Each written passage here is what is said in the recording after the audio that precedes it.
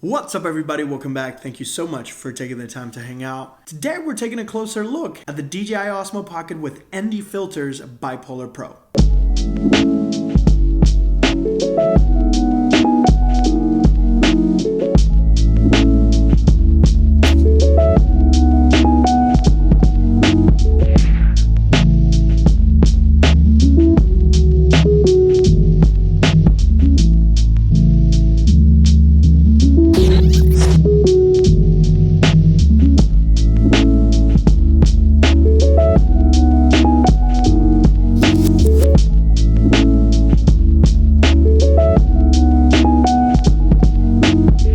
Disclosure, this is not an ad. Polar Pro was very kind to share the filters and accessories with me, but the opinions in this video are mine alone. So I've personally known about ND filters from my DSLR photo and filming days. Just to give you some context, ND filters are kind of like sunglasses for your camera, in this case for the Osmo Pocket. So pretty much they're designed so you're able to bring your shutter speed down on a bright environment. For example, you apply the filter, everything gets a little bit darker, and then you can tweak the settings so you have a higher ceiling, higher range, and you need to capture photos or videos at a lower shutter speed. Instead of getting a blown up screen, you can apply your ND filters and then bring everything a little bit further down. So the Polar Pro shutter collection is designed to pretty much allow you to control a little bit better the shutter speed on your Osmo Pocket. Now this package comes with 3 different filters, ND4, 8, and 16. And they pretty much bring your shutter speed down 2, 3, or 4 stops, makes everything a little bit darker. I feel that this is fantastic on super bright situations if you're trying to follow specific shutter speed for whatever type of content you're trying to do. If you want a little bit more cinematic controlled shutter speed, you want your variable shutter speed to go up and down.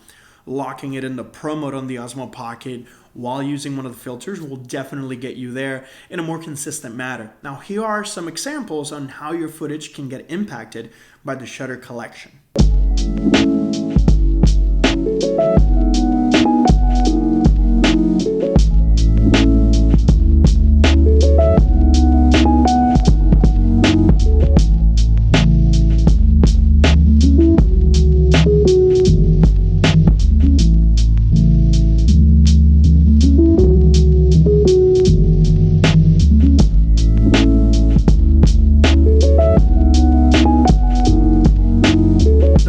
About this specific shutter collection is that it doesn't really alter the look of your footage. It maintains that natural look, which is awesome because now the Osmo Pocket supports a cine-style, cine-like, flatter color profile. This will maintain the integrity of your footage, whether you're in the original color profile or you're in the cine-like color profile. This opens up the door for you to be able to control your shutter speed a little bit more accurately and consistency without altering the way it looks for better post-production editing. Now they've included in the package a small guide for you to be able to kind of like visualize and see which is the right filter for the right conditions. So the ND4, for example, they recommend it always in the sunrise or the sunset. ND8, when you have partially cloudy or overcast, pretty much kind of like recent times in Southern California, we've been getting a lot of rain. And they also recommend ND16 to be used in the middle of the day, usually when the light's like very, very bright and the shadows are very, very harsh. The other filter pack that they sent me is actually the Vivid Collection. Now this is going to be a little bit different because this is an ND filter, similar as the previous one. You get ND4, ND8, and ND16, but on top of having an ND filter in it, it also has a polarizer. And polarizers are traditionally used to reduce glare and to reduce like that brighter spots on the water or glass or any reflections, but it also increases contrast and it modifies the color. So it kind of like makes things pop a little bit more.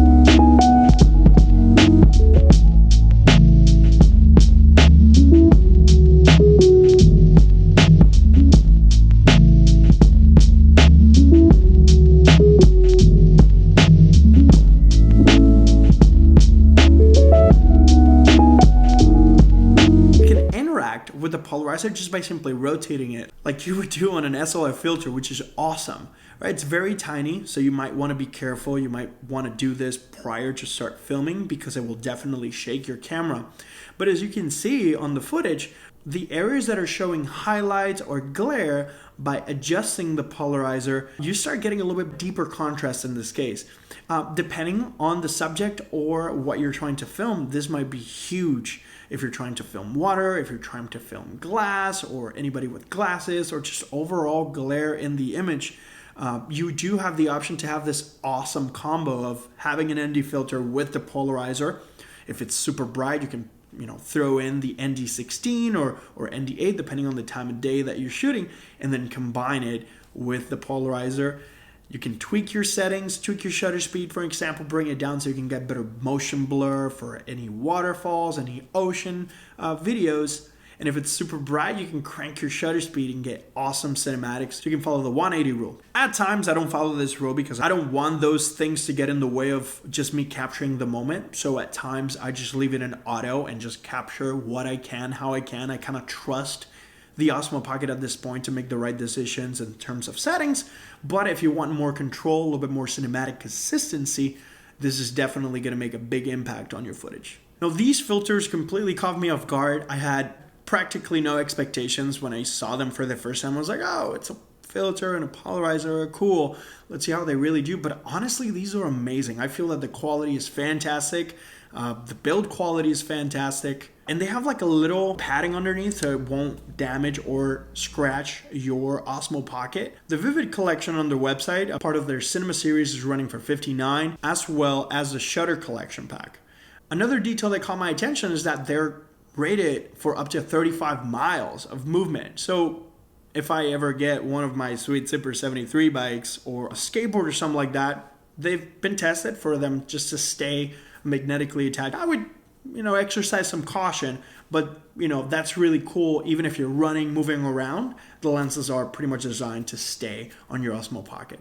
Now, on top of these filters, they shared with me their tripod mount, which actually it's pretty cool because you do have a tripod capability. You actually have two 1/4-inch mounts where you can not only have a tripod, but you could also mount a light or any other accessories if you're trying to vlog specifically with the Osmo Pocket. They also shared their Gimbal Lock, which pretty much allows you to lock the Osmo Pocket if you don't have or don't like to use the DJI included case. This might be a really good solution because it pretty much locks the lens and the movement from the gimbal, allowing you to store it in your pocket or throw it in a bag without harming the camera. Now, they also shared the tripod adapter for the Wi-Fi base. Pretty awesome. You just simply attach your tripod to that accessory and that's it. You don't need anything else. And they also send me the Minimalist Case. The case is really cool because it fits the Osmo Pocket. You can throw in some filters, you can throw in the Wi-Fi base, and that's it. That's all you need for your filmmaking needs. If you're just trying to run and gun like I do, I try to bring as little as possible. This might be a really good solution. And the quality is actually really good. But I want to know what you think. Let me know your thoughts in the comment section down below. If you have any questions, suggestions, drop them down there so we can continue to create relevant content for you. Everything that I use is down in the description. And if you enjoy the videos, give it a thumb, give it a sub, share with your friends. As always, thank you so much for sharing your time with me. I'll catch you on the next one.